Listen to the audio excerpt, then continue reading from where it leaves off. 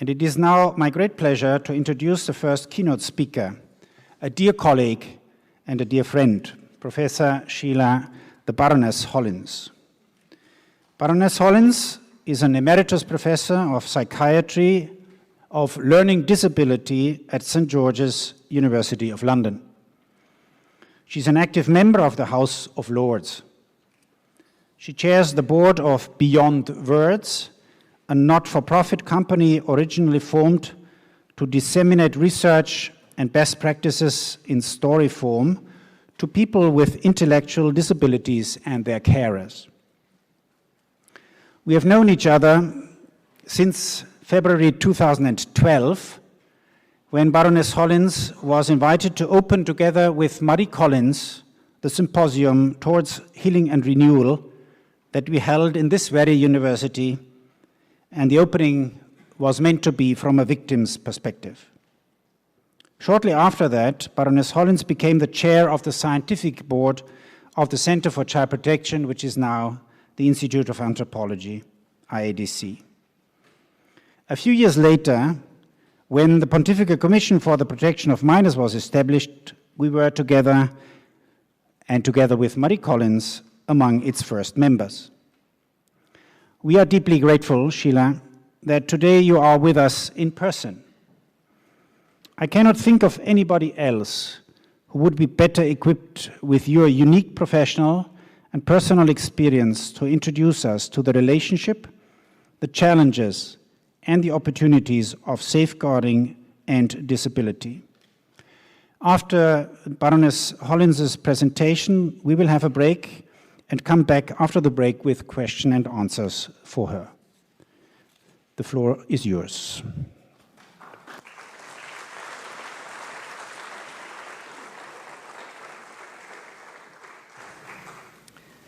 Thank you very much, and I'm very grateful and express my grateful thanks to Professor Zollner for inviting me to set the scene for the 2024 International Safeguarding Conference. Actually, I thank Your Eminence, Cardinal Parolin, because I think you set the scene very well. You made some profoundly important comments, and one of them was that it's time to stop talking about them and to start talking about us. And I think that's the theme, really, of what I want to say. Where are they, the people who are othered by our church? The people who are known as the vulnerable, the disabled, the poor? They're not. They are people. These are members of our community we're talking about. We are all members of the same church, the same community. That's who we are. We are people. And some of us have particular challenges at different times in our lives. And we never know when we're going to face a challenge, which might be an environmental barrier or what it might be. So that's basically what I'm going to talk about, okay? When I became a member of the Pontifical Commission for the Protection of Minors in 2014, nobody seemed aware of the high prevalence of abuse amongst disabled children and adults. Although the reality is that I believe they are at greater risk. And that's the second point that I want to be sure everybody goes away with today. We are not talking about a minority this week. We are talking about something which is central to the work of everybody here. Partly it's because the people we're talking about are often invisible. And they're often invisible because of the power imbalances which are present in many relationships. And I first spoke actually about disability in this very room in 2012. But at that point, thinking about victims generally was really my focus. And the possibility I suggest that disabled children and adults might be abused is still not really central to the work of most safeguarding officers. So I'm going to talk, and what I'm going to say is based on my family experience. I actually have disabled adult children with very different kind of needs and gifts and My husband's currently a disabled man who, and I can't stay for the whole week because I need to go home and support him. And normally, I mean, I would have liked to have brought them with me and for them to be able to speak themselves about their experiences of trauma, of abuse of different kinds. But it wasn't possible. And I can only say so much about them individually, but things will emerge. Okay. Now, in April this year, I spoke at another conference on disability in Rome. It was the Pontifical Academy of Social Sciences, and my paper was called An Ordinary Life, Imagining a World in which Disability is a Normal Part of Life. It was not about safeguarding, not primarily. It was not actually primarily academic, the conference. The meeting heard from several disabled people. It was about inclusion. And I think, in a way, that's what the Jubilee year is really about. So, at the Pontifical Commission, the Pontifical Academy, I described people who thrive when their gifts are recognised and their value affirmed. People who at times have been let down by, when the design and delivery of public services has fallen short. Okay? And today I'm going to question whether safeguarding officers are letting them down too. I don't think that would be intentional. It may partly be due to unconscious bias, or hidden bias, the kind of bias that we associate with race or gender. I think it's there for disabled people too. And this week we're assuming some understanding of disability and of safeguarding, with some of you knowing rather more about one than the other. And the problem is that people who are experts in or good at working with disabled children may not have any experience of child protection work, and the opposite is true too. The people who know about safeguarding may not have experience of disability. And this leads to a bit of a skills gap in the support that's available for people who are actually at higher risk of abuse at any age, whether it's with respect to understanding non-verbal communication, sign language, understanding deaf culture, other developmental issues. So a good outcome from this week will be if you're more confident about adjusting your protocols to accommodate the different needs of a wide variety of victims and survivors. I spoke at a conference in the United States many years ago, 1999 I think it was, and it was the President's Commission on Mental Retardation. And I took with me a black woman from South London who has an intellectual disability. And she opened the conference. We were just guests. We took a team from England and Wales. And Jackie stood there. Jackie doesn't read or write. And she said, her big question for everybody about anything you do is, how will it make a difference? How will what you do make a difference? That's her question. And I knew that's what she would say, but she listens to people and then she says in a very straightforward way, as if she's never asked the question before, how will it make a difference? Brilliant, it's absolutely perfect. All right, so how common is abuse amongst disabled people of all ages? We're going to talk about that. Why? What puts disabled children and adults at higher risk? That's my hypothesis, that they are, all over the world, in every community. And how can their lives become more valuable to us and to wider society? So that's what we're going to talk about. Okay. There's some statistics, and it's a reminder that actually disability increases with age, 11% in childhood, 45% over 65 years of age. Okay? So we mustn't forget. All right? So there have been a number of studies. And different countries have done research to try to find out how many disabled children are likely to have been abused. All right. And by abuse, of course, it may be sexual abuse or physical abuse or emotional abuse or neglect that's being talked about. So here's the first statistic. If one in two or three disabled children are abused in childhood, and that's if the statistics are correct, because actually disclosure is quite hard. So if you just stop and think, if there were 100 children who'd been abused, how many do you think might have been disabled children? So take 100 abused children, right? How many people think that perhaps 10 of those children were disabled? I mean, do put your hand up. I'm going to ask you, 10, 20, 50, okay? So what do you think? Who thinks it might be 10? Who thinks it might be 20? Who thinks it might be 50? 50 out of the 100. Okay. Well, that's what I think, right? But you're not sure, right? I saw 5 hands, I think. Okay?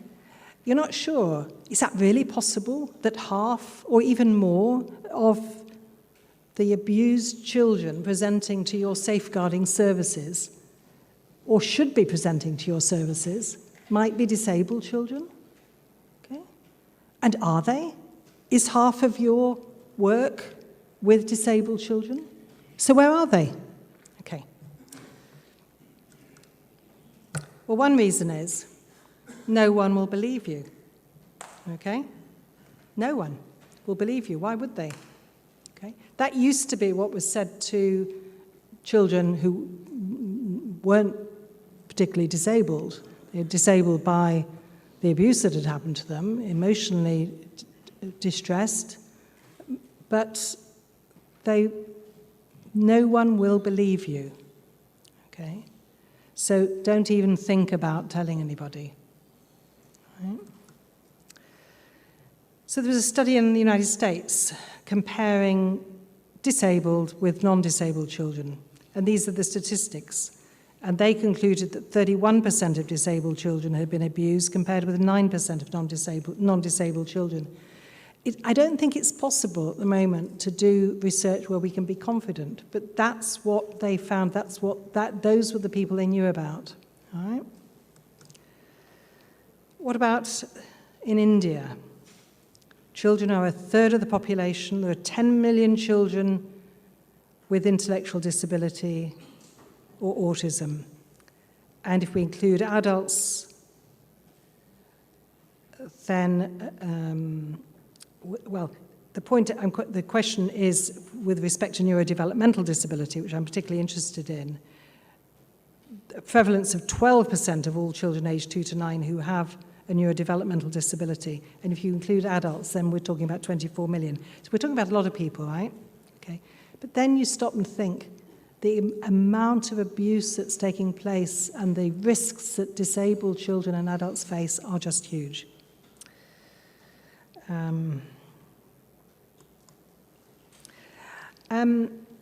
So one of the reasons I think why it's so difficult is that societal attitudes sometimes see disabled people as eternal children or asexual.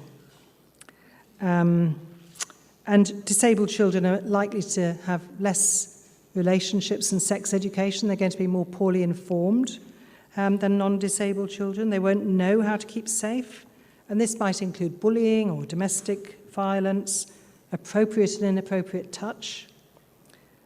But if you combine ignorance with a communication impairment, then children and young people are going to be less able to explain when something bad has happened to them. They're less likely to be believed. And if food poverty is present, it's commonplace for food to be exchanged for sex.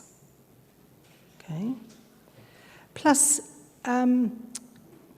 it actually takes a long time for most victims of abuse to disclose their abuse. I think for the Royal Commission in Australia, the 6,000 people who came forward to share their experience. This was a Royal Commission on Institutional Abuse. I think the average time between abuse taking place and disclosure was something like 30 years. Okay? Right? So it takes a long time for people to find a way to be able to understand and explain and feel confident that they're going to be believed. So we're not, okay, the people reporting there were probably an older population, and it may be that for younger populations who are more aware and where perhaps more relationships and sex education is taking place in school, and where perhaps education is more inclusive, at least in some countries, I know it is in Italy, perhaps people will be better equipped to be able to report something which makes them feel ashamed, uncomfortable, dirty. Okay? It's tricky. But the rates of abuse are higher for children with intellectual disabilities and developmental disabilities than they were for other disabled children. So what do I mean by that? Well, children, for example, who might have difficulty sounding their words or using a simpler language than expected at their age, perhaps able to understand a simple narrative, but maybe not using any spoken language, or understanding pictures better than words. All right? So here are some people with intellectual disabilities. It includes my son, the handsome man with the beard, okay? Abused in his Catholic boarding school at a time when nobody knew what to do, okay? That has a long-term impact. He's also been physically assaulted. I'm very proud of him, actually, my son. He was living in a L'Arche community, and he was coming home on Mother's Day, and the journey was not easy for him, but he was befriended by two men who tried to rob him and left him for dead in an alleyway. And he had serious facial injury, and he is still recovering from that trauma and the impact of that experience on his life. He actually went to court, and the men were convicted on his evidence, which again is remarkable because he didn't understand many of the questions that were asked of him. But the judge believed him, and the jury believed him. That's very important, but it's very unusual for that justice to be achieved and for somebody's story to be believed and listened to. So how do neurodevelopmentally disabled children and adults respond to abuse? Well, Father Zollner mentioned the picture books that I've created, and there are about 80 of them now, but they deal with subjects like abuse, like keeping safe. They include subjects like hug me, touch me, falling in love. But they also have Bob Tells All and Jenny Speaks Out. And the pictures that you see here actually illustrate all the different ways that we people respond when something bad or difficult happens to us. And it's all based in polyvagal theory, which I'm going to come on to. One thing, though, and this is really, really important, people will talk about somebody whose behavior has changed. It might be that the person is not speaking when they used to speak. It might be they're refusing their food. It might be that they're hitting out at people, that they're angry, that they're screaming, or maybe they're just staying in bed. The point is that if that happens, you need to stop and think, why has their behavior changed? It's not because they have a disability. It's not because they're a disabled person. They are not behaving like this because it's an inherent part of their intellectual disability. They're behaving like this because something has changed. Right? So stop, ask the question. So I was asked to see, I was a child psychiatrist at the time and a psychotherapist, and I used to visit a special school. And the teacher said, we don't know what to do with this child. She was 8 years old. She just keeps masturbating. I mean, it's terrible. We've tried all kinds of behavioral treatments. But why? When did it start? I wonder what's happened. This doesn't just happen to a child. Something must have happened. Something must have happened. We have to stop and think. What could have happened? Who can help us to find out and to keep this child safe? Because my immediate thought was, has this child been abused? Okay? At that time, it was still not really thought about. Okay. So feeling safe, a basic human need. And some of you, do you know about polyvagal theory? Does anybody know about polyvagal theory? I think it's fascinating. I'm not going to go into the detail of it, but if you want to follow it up, there's some really interesting articles being written about it. It's basically about the neurology of our response to threat and to feeling unsafe.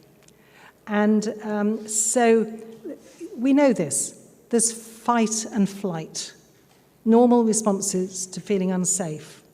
If somebody becomes violent, admitting them to hospital and tying them down, giving them drugs, isn't going to make them feel safer, all right? Doesn't make people feel safer. Fight and flight are normal responses to feeling unsafe. If your boundaries have been broken, have been hurt, and you don't know who you can trust, one reaction, and different ones of us will respond in different ways. Some people will respond by hitting back, right? Anybody who gets in the way, you'll get hit, right? But freeze and shut down are normal too. They're normal responses to feeling unsafe. Right? So this is another reaction, maybe to the same kind of injury, the same kind of trauma.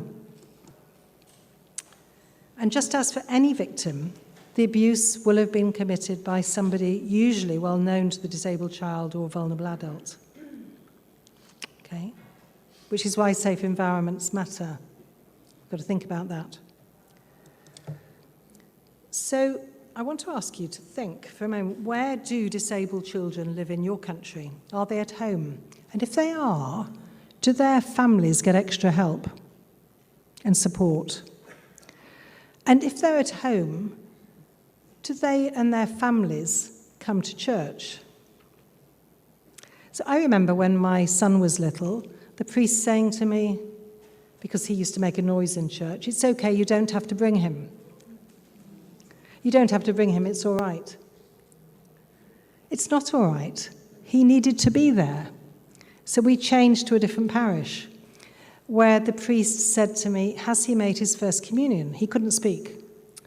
And I said, no. And he said, it's going to be difficult for him to join the usual program. Let's talk to the sister who's doing the catechesis and see what she thinks. And then he said to me, you know what? You're his mum, you will know when he's ready. Just tell me when he's ready. The thing is, I couldn't plan in advance, because if I did, it might all go wrong. So one day, I just sensed now is the right moment, he's ready. So we went up to the altar together, and it was in the days when we knelt down, and the priest came along and said, has he made his first communion? And I said, Father, this is it. So he made his first communion. That was beautiful. But it required an understanding of when he was ready. And I'd prepared him, so it was all right. All right, or do they live in an orphanage, or in a hospital, or a children's home? Are they on the margins of society? Where are the disabled people? Why aren't they in church? My daughter, who has a high-level spinal injury, is a wheelchair user. She goes to church, her husband takes her. She has to sit in one place right at the front on the side, because it's the only place in the church where the wheelchair will fit. She's the only person with a wheelchair there. If another person turned up, I don't know what they'd do. Right? It's not accessible. It's not accessible. But not being seen, not being in the mainstream of life, not being part of the community can lead to unsafe environments. There's some pictures from a book I did about living in an institution. And it was a time when we were trying to close an institution. 8 million children and young people live in orphanages around the world. Most of them aren't orphans. Most of them are not orphans. Most of them are disabled. Okay? Did you know that? I mean, and the church actually encourages us to donate money to orphanages. Right? It encourages us to give money to keep those children out of sight and out of mind, actually. When every child needs to grow up in a family. And the response that people make to me when I say this is that, but you don't understand that those children were at risk with their families, who they were at risk of abuse or neglect. And so the orphanage is a caring place where people who love them genuinely love them and who've dedicated their lives will look after them. But there's another way, which is actually to offer support to those families so that they can care, that they're not burnt out, that they are able to care and to love. But if they're at the end of their tether, I spent some time working in Nigeria as a young person. I was teaching in a school, a Catholic school. And then one of my daughters then went to work in Zambia when she finished her degree. And she worked in a school, in a community school called Bauleni. Is there anybody here from Zambia? Do you know Bauleni? So she worked at Bauleni in the community school. And just before she'd come, they had worried that the 500 children didn't have any disabled brothers or sisters there with them. There were no disabled children in the school. And when they asked around, they were told there were none. So they asked the children one day, we want you to come back tomorrow with the names and addresses of any child who needs help to be fed, who needs help to sit up, who can't walk, who can't talk, right? And they described the kinds of things that it might mean. And the next day, the children came back with the names of 120 children who in the daytime were left in the hut, in the house, whilst the caregivers went out to work. Okay? They were left at home. They were invisible. They were left there because the families did not have support. The school did something wonderful. They actually, by the time my daughter was there, about 70 of them were coming into school, and she was working with a class of the most disabled children. But the point is, there were some who couldn't get to school. And so what the teachers did was every week, every disabled child had 1 hour visit from a teacher who would sit with them outside their house and model for the caregivers and encourage the caregivers to care for their child. And we did a little study a few years later to see how it was going. And the study was to compare the children who were getting an hour a week at home and caregiver satisfaction with the children who came to school. And you know, the 1,000 families who by then were getting this kind of support in all the surrounding villages said that the 1 hour a week gave them so much confidence to know how to support their child themselves. And they really valued that. Okay? So some of it was quite simple interventions, but it was about inclusion and value, and it was about discouraging, if you like, child abandonment, the abandonment of the child, the abandonment of a disabled child, not through lack of love, but through lack of resource, if you like. And child abandonment of disabled children is more likely in poorer communities and at times of conflict. So, and that's a terrible thing that can happen.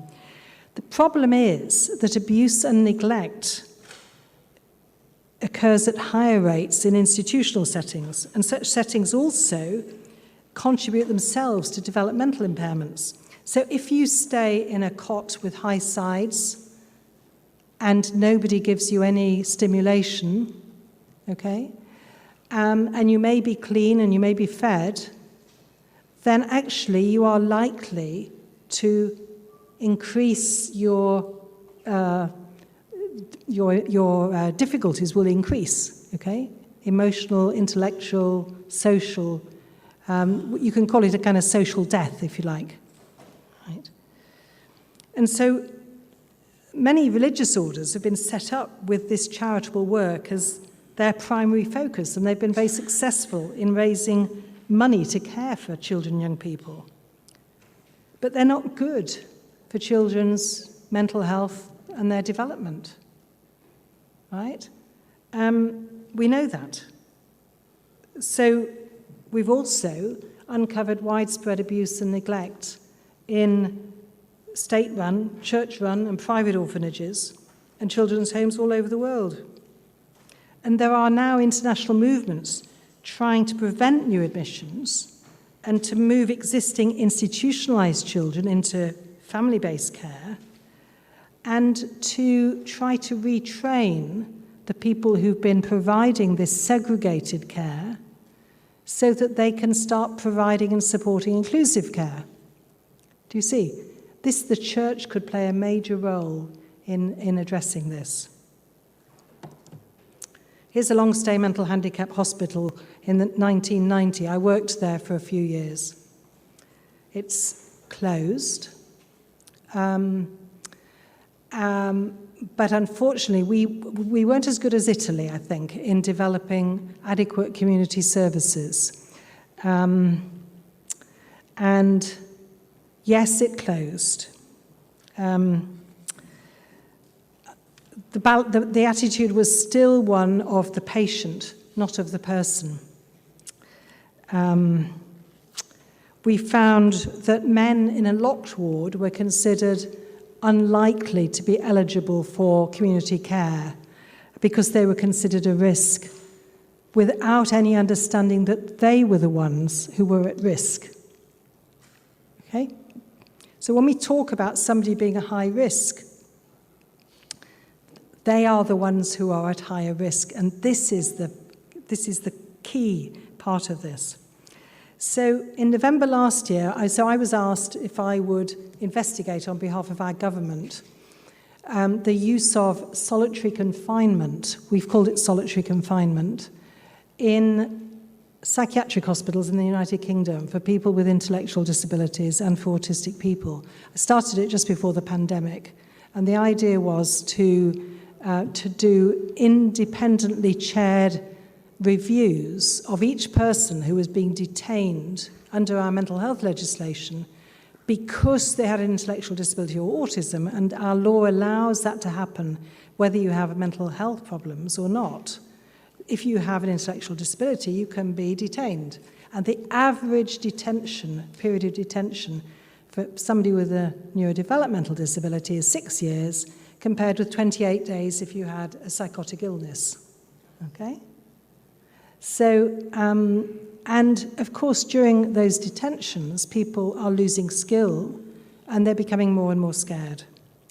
So it took 4 years to eventually finish a report of the 191 reviews that were chaired and to be able to present some solutions to the government and for the government to give their response. And this is what I called it. I called it My Heart Breaks. Solitary confinement has no therapeutic benefit for people. We use the term learning disability in the United Kingdom. Today there are still probably 100 people being detained in solitary confinement in England because we haven't got the infrastructure and the support in the community. Okay?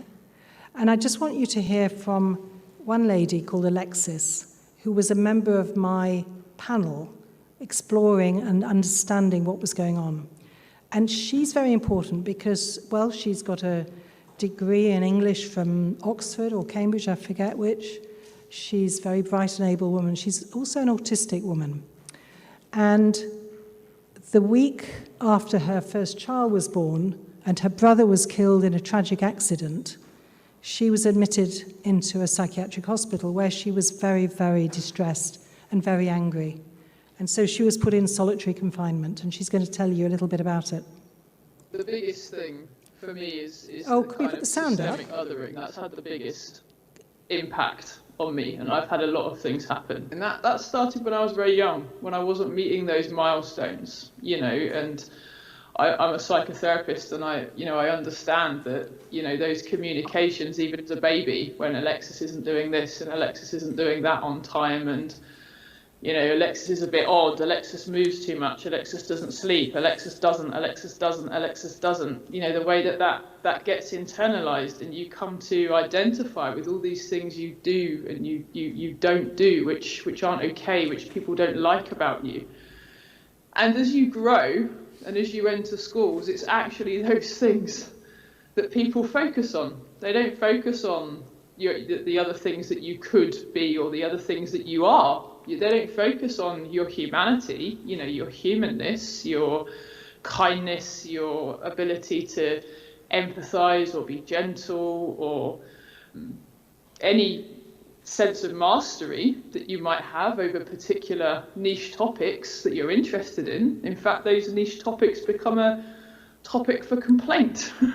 That you do them too much. And then as you continue to grow, children start to learn that you're weird and odd and they don't want to be with you. And then it's really difficult to have any kind of relationships or any kind of connection, and you feel lonely and you feel isolated and you don't feel welcome anywhere. And actually, you're not welcome anywhere. That's the truth of it. So what could be done to remove some of those barriers? These are the determinants, if you like, of disability, which make you more anxious, make you feel less welcome. What should be done? What could be done? What we need to do is we need to show love to people and interest in people and kindness to people. And this is a lot more difficult than it sounds. I'm a mother. I have two neurodivergent children. My daughter, this is her art behind me. What I do for her is I proudly display her work. I give her a sense of mastery over her environment, and I promote this. And for my son, when he wants to hit or spit or kick, I cuddle him. And when he wants to scream and shout, I love him. And instead of punishing him, I try and understand what it is, his distress that's going on for him. I think when we get that understanding, when society has that understanding, and when we can show that love and compassion for all different types of people, however they express themselves or whichever ways of being, that's going to be a cultural and systemic change that means everybody can be included and valued society. So one possible action would be for all safeguarding officers to promote safe and visible environments for disabled children and adults. Okay. Sounds easy. And for religious orders running orphanages to retrain, think about developing family-based support and care for disabled children, right? Just no reason not to do it. I think that, I know there's at least one seminar in here. I would suggest that a befriending program with disabled people during seminary. My son had a priest have breakfast with him when he was a young priest every Thursday morning for several years. And when he became a bishop, he invited him to come to his Episcopal ordination. Okay? And why did he do that? Because he'd met him through the parish and when he was a child. And so as an adult, he wanted to make sure that he was still included. And then what about leadership support to families and involving them in service design? So I'm wearing a scarf today, which was given to me by the Portsmouth Down Syndrome Association. These are their colours. And this is because I co-sponsored the first parliamentary act on Down syndrome in the world last year. We have an act, the Down Syndrome Act, and it was developed, and the code of practice was developed by people with Down syndrome and their families. Okay, so it was their advocacy, their gathering, which made it possible for this to happen, and the work they did with parliamentarians to make sure it happened. Okay. So this is my daughter, one of my daughters. She's an autistic woman who did a master's in pastoral theology, and she focused on inclusion for disabled people. Growing up with a disabled brother, we met a lot of other disabled people as a family, and it was just normal part of life. It wasn't an unusual thing. It's only as an adult that I've realised that lots of people don't have that experience. But I've also learned a lot about how to help people to be included in events. Since 2008, I've been running a retreat weekend at Worth Abbey for people of all abilities. We want everybody to help each other. It's not about serving disabled people or people with additional needs. I speak to each person that's coming about what their particular needs are, and then I find ways to support those needs, and I tailor the activities to the needs of all the people coming. The other thing I do is I make my retreats multi-sensory, because I find that it makes it more easy for people who find words difficult. So you have hands-on activities, you have music, signing, moving the body in different ways, dancing, art. When I did my master's in theology at the Margaret Beaufort Institute in Cambridge, I decided to do my dissertation about how multisensory elements help people with additional needs to participate more fully in prayer and worship. So I spoke to people who came on my retreats. I did research with Mercy Church, which do a lot of multisensory activities with people of all ages. And I just found out some really interesting things. I found out that people felt their needs were more met. They learned how to go more deeply into prayer, because it wasn't all about the head, it was about the body.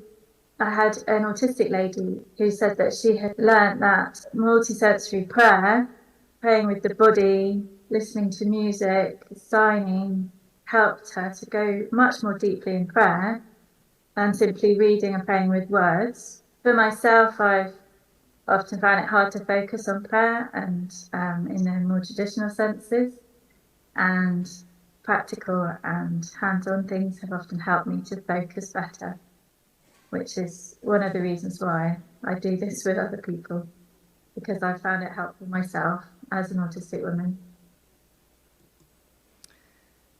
Okay, so we're concerned about participation, peer support, and the wider issues to do with belonging in our communities. Okay, so we want people to be there, we want everybody to be there and participating.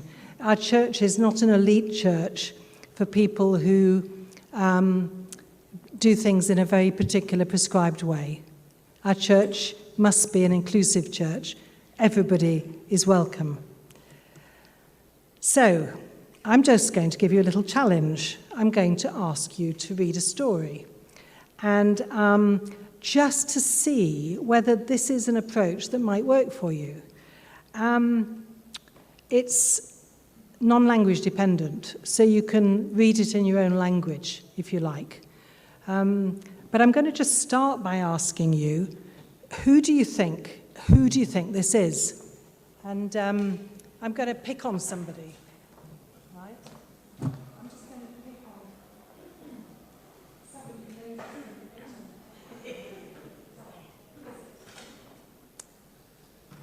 I see a lady who is, she's preparing a cup of tea, and she's stirring it very carefully and looks happy with anticipation. There's someone, I relate to this because my tea in the morning is very important. And then there's a bowl of cereal, I think. And there's... Has she got a name? Oh, I would say Elizabeth. Elizabeth, okay. Well, I'm going to move on. And why don't you pass the microphone down the line? What's happening here? I see Elizabeth washing a cup. She's got a sink full of bubbles. She's got her sleeves rolled up, and she looks like she's doing a good job of it. And now, where is she? So now Elizabeth's had her breakfast and she's getting ready for the day ahead, having a nice relaxing bath before she goes to work or school. Okay. Could be. Any other possibility? Looking forward to a nice relaxing day ahead. Not going to work or school. Okay. Okay. I've missed out a few pictures because I haven't got time to read 40 pictures with you. And so we've jumped ahead a little bit. So what's happening in this picture? Okay. I would say she might be reading in bed or sitting down relaxing, and it looks like there's somebody coming into her room in shadow, and that to me would imply maybe a bit sinister, maybe somebody she doesn't know. Okay, something a bit sinister. Okay.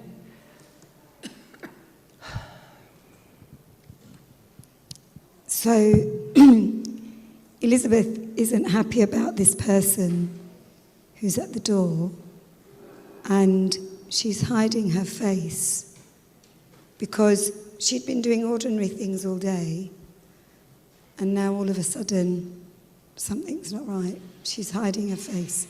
She doesn't want to look. Okay. Okay. Okay. So Elizabeth is still very unhappy. Someone, maybe a relative, has come over to see how Elizabeth is doing, and she's not responding, she's not turning over, she's not engaging. Her relative is showing concern, but it's not entirely clear to her what's happened, what's going on in this changed behaviour.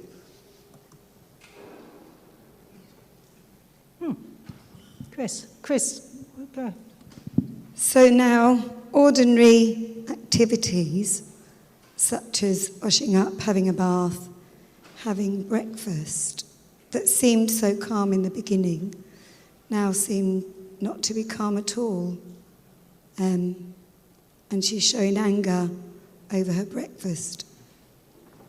And everybody's shocked around her.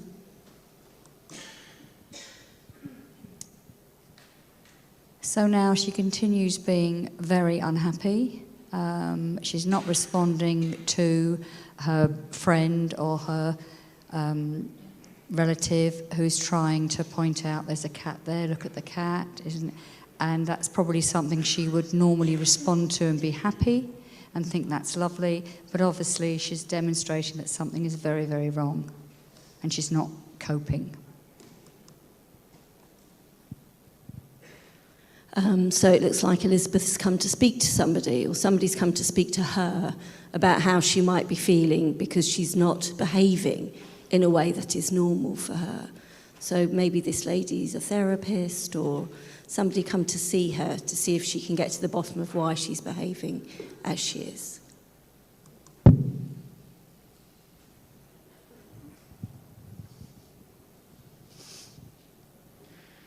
As I look at this picture, I see Elizabeth is perhaps in... she looks still very, very reserved, still very, very inward. Is this a post-trauma session that she's gone to here? I would like to think this is probably a PSHE session, and they've just caught here at the wrong moment where she's just glancing down. Well, I'm going to see. Does anybody else see anything else? Does anybody see? There's a police officer. Yeah, there's a police officer. Yeah. Yeah, the police officer, so it seems like she's giving a report, evidence perhaps. Yeah. And that's a picture of that she described perhaps to the therapist. Yeah. And it looks like that's one of the family members or the woman, one of the women that lives with her who's listening to this. And the therapist is explaining, perhaps, what Elizabeth had shared with her. And it's still very difficult for Elizabeth to listen to. Yeah. Okay. Okay. So pass it to the person on your left. Elizabeth at night suffers from dreams about this man that came into her, and she awake without no joy, thinking all night about that. Okay, all right. Okay. So the point, I suppose, we've only read a small amount of the story, and I mean, what I'd quite like to share with you is that 4 years ago, the Catholic Bishops of England and Wales invited me to do some training for them. And it was very particularly to think about how to listen to survivors of abuse. And I took 6 survivors with me to do the training. And I'm not sure who was more nervous, the bishops or the survivors. But we were all on first name terms. And soon people began to relax. And on each table, there were 6 bishops and 1 survivor. So we had 36 bishops, 6 survivors, and a few other. Each table also had a psychologist or a therapist or... okay. So there we are, and I gave them, as one of the things to do, this book to read. The same book that you've just read a little tiny fraction of. And it was absolutely liberating when people had to try to understand through pictures what was happening as opposed to listening to words, and how much it revealed about each person's understanding of the feeling state, of the emotional state, the behavioral state of the young woman in this story. It changed the dynamic and the understanding really very helpfully. Okay? Because I think sometimes pictures get to places that words can't. You can hear the words and you can pop them away somewhere, can't you? You've heard the words, but you can, once you've seen a picture, it's quite difficult to forget that picture, right? And sometimes we really want to avoid seeing pictures because they upset us. There's an awful lot of imagery which is very distressing.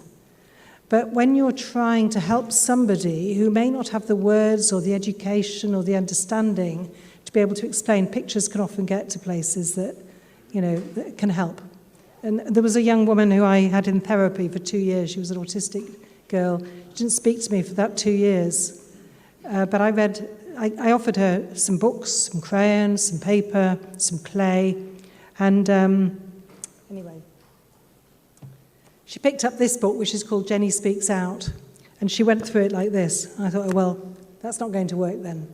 But actually, every time she came, she returned to the same 4 pictures.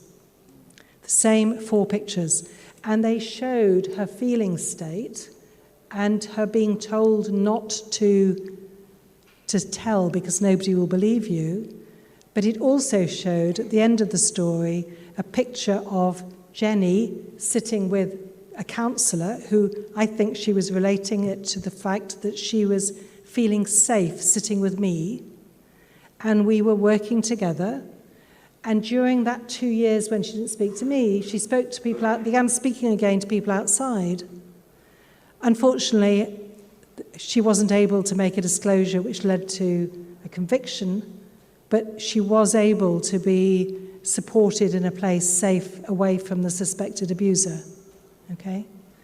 So sometimes it's not about the law, sometimes it's about trying to help be sure that somebody is safe and that they've been heard and that they feel safe and they know that people understand and that they know that everybody is trying to make sure that the bad thing that happened isn't going to happen again. Right?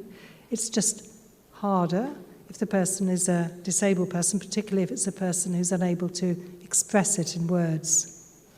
Okay. So sometimes people say, yes, but that's the job of the specialists. It's the job of the people who work with disabled people, right? It's nothing to do with me. Right? I'm a specialist in safeguarding. I'm not a disability specialist. There must be somebody else who deals with this. No, we're talking about people, and actually, understanding safeguarding is harder than understanding disabled people, all right? Disability is a normal part of life. Safeguarding and abuse is not a normal part of life, shouldn't be, right? So the safeguarding people need to be able to do the easy bit, which is to open their hearts to people who traditionally we other. it's those people over there, the disabled, the vulnerable, all right? So, one very painful and vivid memory I have of the powerful effect of the books was with the book Jenny Tells All, which was the story of a girl daring to disclose abuse. And there was a particular patient who was always banging her head against a wall. And one of the very powerful things in Jenny Tells All is that you see a picture of Jenny banging her head against the wall when she's plagued with images of the horrible abuse she endured. And we knew that this young woman had been abused. There was the medical evidence, but she'd never been able to speak about it. And when I gave her the book, I just had it lying on the table, and she flicked through the pages, and when she saw the girl banging her head against the wall, she could say, "That's me!" And then when she saw the pictures of the girl being silenced by a man abusing her, she went whiter and whiter and then burst into tears and said, "This is my story too." So it's my last slide, and it's just to say that, and I think that we have some leaflets. There is a code on it. If you want to try one of these books, you can download an ebook free with that code and just try it out and see if it works for you in your community. Okay? So the leaflets are there. Make sure you pick them up. They're quite tiny. But it's just got enough information for you, and just try it and see. If you're not sure about, sometimes just having something extra in your toolkit might give you the confidence to do something slightly differently. Just remember, we're probably talking about a majority, not a minority population. So this is mainstream for this area of work, really mainstream things that we're talking about. So thank you very much for listening. I know we're going to have questions and answers after our break, but thank you.